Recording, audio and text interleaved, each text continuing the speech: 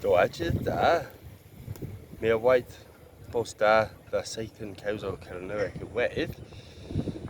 Itho fi yw yn destyn yn Seythen. Itho fi Tasig. Tas Nathan oedd. Nepeth newydd yw ddim o fi bos Tasig. Ni'n dweud waith deg mis poran heddiw yn wir ac mi o gael bos Tasig. Itho fi myr o draw yn wedd boes bos Tasig. Itho fi soddeg ac wedd.